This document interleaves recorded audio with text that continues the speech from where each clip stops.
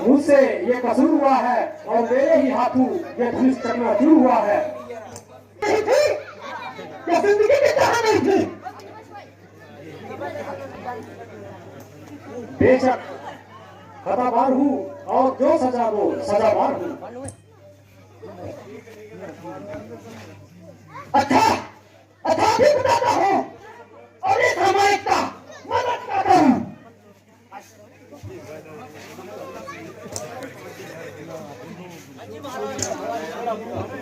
हाजी महाराज क्यों ज्ञान की तरह उछल रहे हैं और बिना बात ज्ञान से निकले पड़ रहे हैं। वो कमान तो बिल्कुल गली सड़ी थी, नामालूम कब से बेकार पड़ी थी, जिसके लिए आप इतना दिल मिला रहे हैं और कैंची की तरह जमान चला रहे हैं। कभी कभी परसा समाते हो, कभी आंखें दिखाते हो। अगर कुछ मतलब है बता दीजिए वरना चुपके से अपनी राह लीजिए।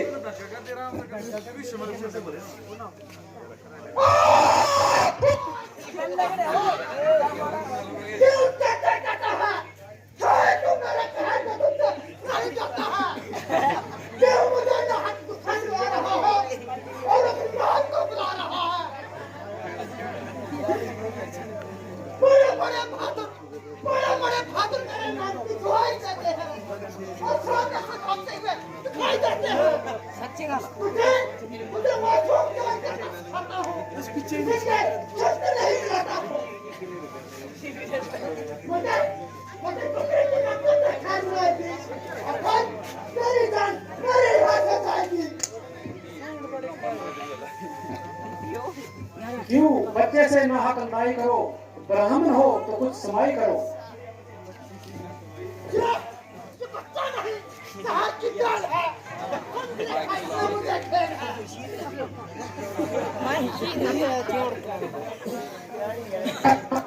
मैं गुनाहगार हूँ, सजा दो मैं सजावार हूँ। क्यों क्यों निकल पड़े हो इस कदर म्यान से, मैं खूब वाकिफ हूँ तेरी शान से। ये कहता है खुद मौत की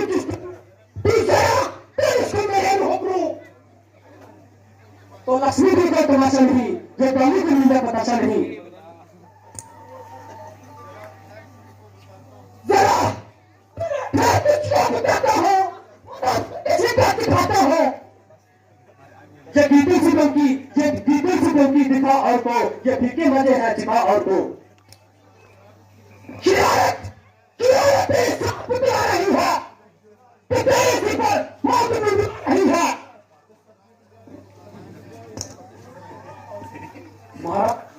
तू तो है, तुम्हें भी हुआ मुफ्त में खबा खान है।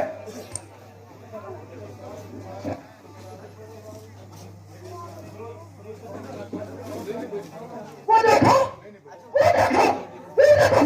दिखा रहा है और शहर से अभी पे जा रहा है। वो कहने से मैं नरम हो गया तो मैं नो हक भरम हो गया।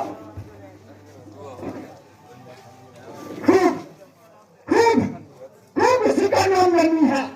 वो मुझे भौंकी उड़ा रहा है और मेरी नकल करते मुझे और नीचे हो रहा है। सब नहीं चलेगा तो मैं कुछ मारूंगा।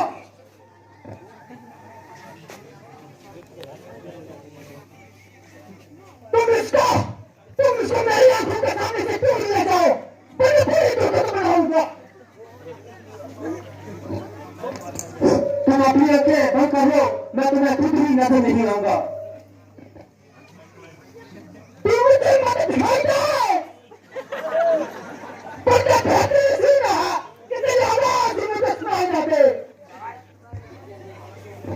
इसका आवाज तो बिल्कुल आसान है। कानून में उंगलियां दे दो, तुम्हारे लिए चारों तरफ शमशान है। तू बड़ा शरीर है और फिर क्या बात कर, मेरे हाथ में भी तीर है।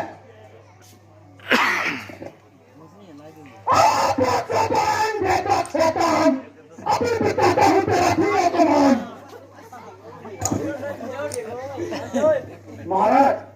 बातों पर ना जाइए, जरा गुस्से को जब्त फरमाइए। बस भाई साहब, आप प्रकाशित की हाथ हो चुकी और लक्ष्मी के कान ऐसी बातें सुनने की आदि नहीं। आपने नाहक महाराज महाराज कहकर इसका दिमाग आसमान पर चढ़ा दिया और आपकी नरमी ने इसका जो हौसला बढ़ा दिया। अब मुझको जरा प्रभाव संभालना पड़ेगी और इसकी हवा दिमाग से निकालना पड़ेगी। आप बड़ी खुशी से अपना शस्त्र संभालिए और अपने दिल के अरमान निकालिए।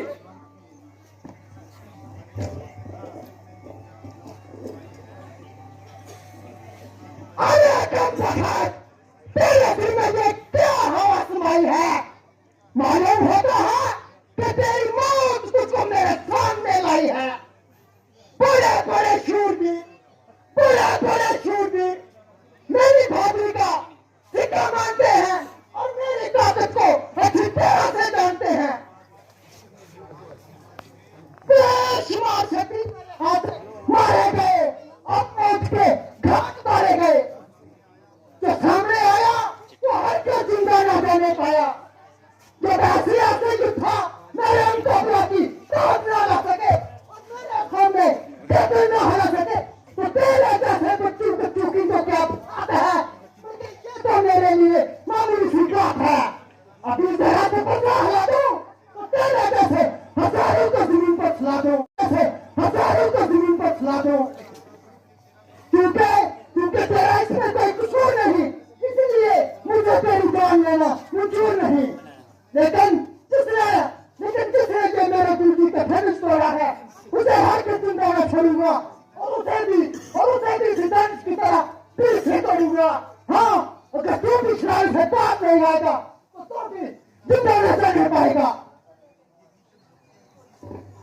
ये कितनी सी धमकी किसी और को दिखा और किसी बुजुर्ग के आगे अपनी शेखी जीता। मेरे आगे तेरी शेखी न चलेगी और उस पानी में तुम्हारी दाल न गलेगी। दरअसल आज तक तुम्हें किसी से बातों नहीं पड़ा और कोई ऐसा ही बुजुर्ग होगा जो तुम्हारे सामने नहीं खड़ा। इसलिए तुम्हारा हौसला इतना बढ़ गया और ये मामूली सा दिमाग आसमान पर चढ़ गया।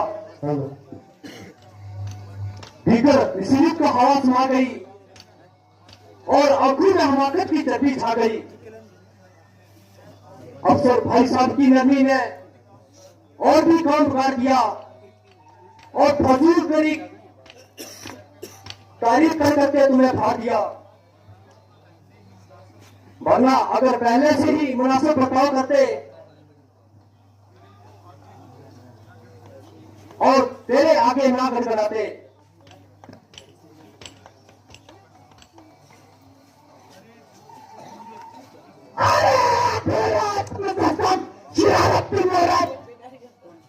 अब तू चलाने लगा और मेरी इज्जत को भी खाक में मिलाने लगा और मुझे पीटों कहकर बुलाने लगा। ये तो कोई बात हुई तेरन जी की जब गुफ्तगू होने लगी, तो आपसे तुम और तुमसे तू होने लगी। कभी होशियार हो जा और मरने के लिए तैयार हो जा। तेरे मरने में अब बिल्कुल प्लान नहीं और ऐसी बात है तेरी हकीम का फिर मना हुआ तुमने मना दी मशहूर नहीं।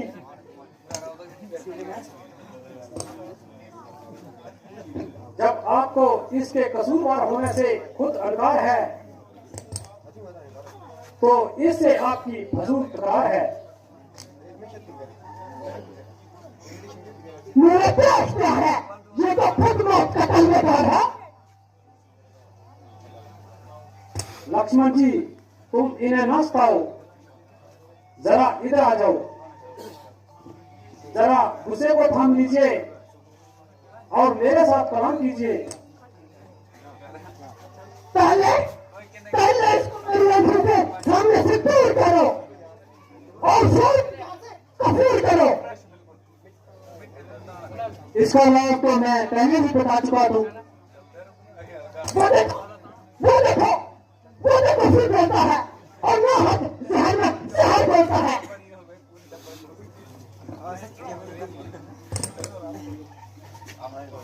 आपसे हरगज नहीं बोलेगा। कहिए क्या अर्शाद है? क्या क्या वास्तव में ये तुम्हारा ही कसूर है? बेशक जो सजा आपने मुझे मंजूर है। मुझे संदेह है कि तुमने वो धनुष उठाया तो आपने मेरी ताकत को कब आजमाया है?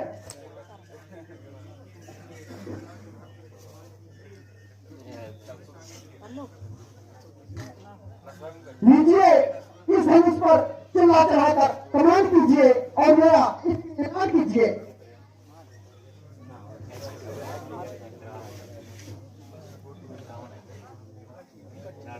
लीजिए महाराज, चढ़ गया।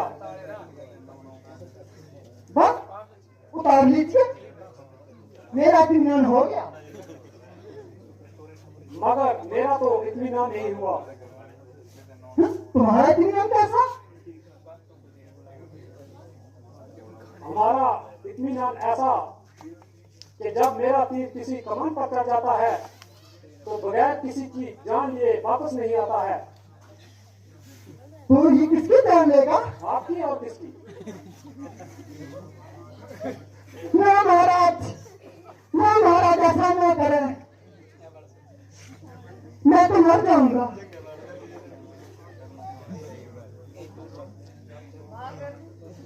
एक तीर तो आपको सहना पड़ेगा, मगर घबराओ नहीं, दूसरा हरगज नहीं चलाऊंगा। मगर दूसरे की तो नौबत नहीं आएगी। या एक ही तीर में जान निकल जाएगी। वाह जान निकलेगी, आपने अच्छी दिखाई। आधी जान तो मेरी अभी निकल गई।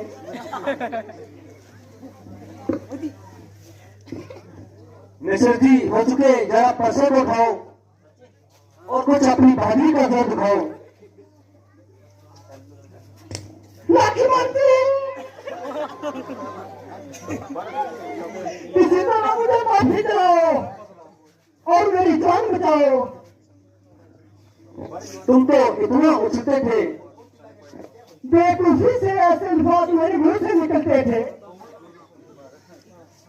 मुझे क्या कहते हो? मैं तो तुम्हारी नजरों से दूर हूँ, इसलिए की सिफारिश कर। मेरा जो कुछ बोलना है तो तुम्हारे नजदीक जहन में जहन बोलना है। अब रामचंद्र से आपकी बात है, अब मामला इन्हीं के हाथ है।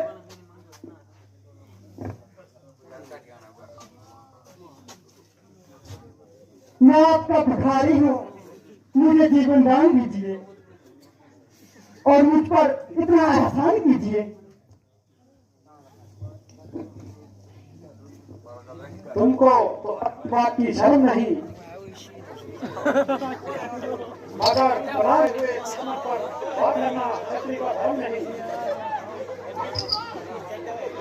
मगर इस शर्त पर सोचता हूँ,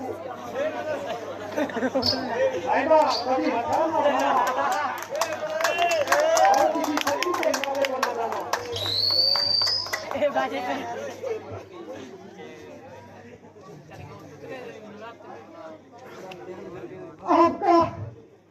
आपका स्वीकार करता हूँ और इस बात का एतराज करता हूँ कि आइंदा किसी भी शख्स को हाथ नहीं लगाऊंगा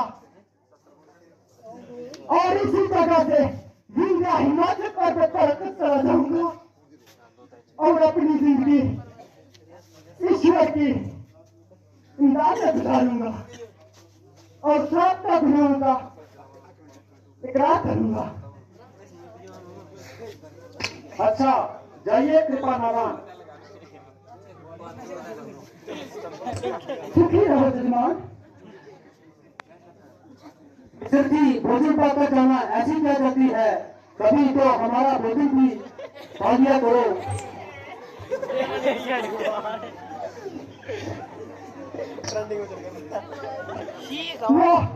वाह भोजन पाने की आपने अच्छी कही। अभी तो सुबह की रोटी भी नहीं सोची।